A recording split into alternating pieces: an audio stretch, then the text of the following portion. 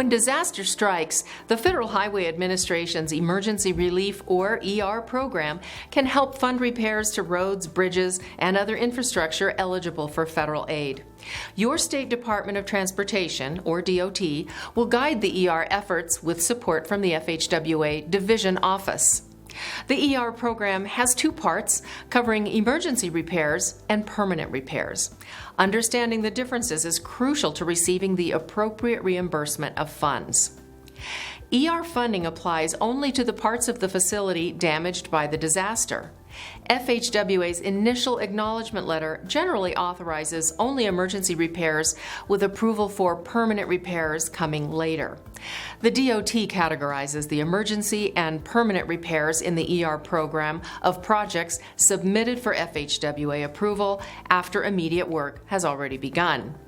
The program of projects includes documented damages and estimates for each repair site on the Detailed Damage Inspection Report Form, or DDIR. The FHWA authorizes funding for all eligible and documented repairs at this time, including for emergency work already completed. Here's a quick overview of key requirements and guidance for emergency repairs. Emergency repairs are to restore essential traffic, minimize the extent of damage, or protect remaining facilities. The DOT and local agencies should begin emergency repairs right away, while the DOT is also requesting ER program funding from FHWA. Engineering is not typically needed for the construction of emergency repairs. The state DOT determines the best approach to accomplish emergency repairs, whether it be a negotiated contract, using an agency's own forces, or using a standard bid and contract. Agencies should make emergency repairs in ways that reduce follow-up permanent repairs. When immediate permanent work is the most economical, it can be done along with the emergency repairs. An example would be replacing a bridge where providing a temporary bridge or detour would be costly and time-consuming. Damage assessments on the DDIRs need to provide solid justification for this situation.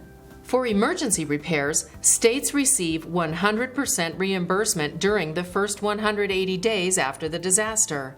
Here's a quick overview of the key requirements and guidance for permanent repairs. Permanent repairs are meant to restore a highway facility to its pre-disaster condition. This can cover repairs that bring a facility to current standards and requirements, known as a comparable facility.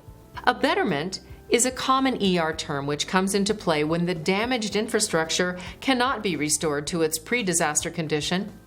Examples of betterments would be rebuilding roadways at higher elevations or raising a bridge. Betterments might also include adding features not present before the disaster, such as more lanes, upgraded pavements or structures.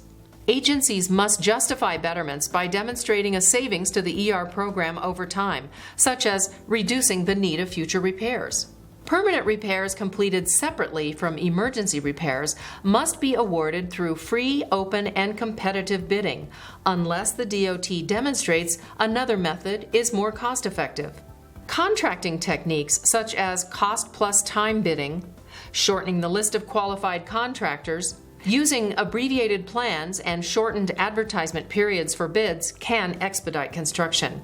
Reimbursement for permanent repairs, even those done along with the emergency repair work, is at the normal federal share for the type of facility, which is typically 80 or 90%. Classifying the type of repair correctly often determines whether the states receive funding. Examples of eligible emergency work include controlling traffic, constructing detours and providing ferry or transit service. The removal of debris and slides is eligible, although Federal Emergency Management Agency or FEMA funds may cover this. Emergency repairs might also include placing materials at washouts to prevent further damage. Regrading roadways or placing final surfaces may be eligible if needed to restore essential traffic. As part of eligible permanent repairs, agencies can replace bridges, build retaining structures, and relocate roadways. Agencies can also add protective measures and repair other facilities, such as rest areas. To illustrate the difference between emergency and permanent repairs, let's look at a flood event that caused damage to the Auburn River Bridge.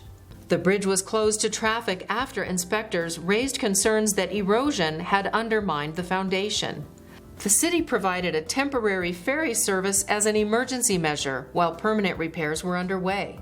As part of the permanent repairs, workers added materials to prevent further erosion and additional support around the foundation for structural integrity. The city had requested a betterment to move the foundation out of the river, but it was determined that this was not cost-effective in the long run. However, because standards had changed since the bridge was built, the new support was designed to the current requirements. The emergency repairs were completed in the first 180 days and reimbursed at 100%, while the permanent repairs were paid back at the appropriate federal share, which was 80% for this case. Knowing the difference between emergency and permanent repairs allows the DOTs and local agencies to apply for and use ER program funds effectively. To learn more about the Emergency Relief Program, watch the other ER modules in this series. In addition, ER policies and procedures such as the Quick Release application can change to meet the demands of emergency relief support, so please contact your State Department of Transportation and FHWA Division Office for the latest information.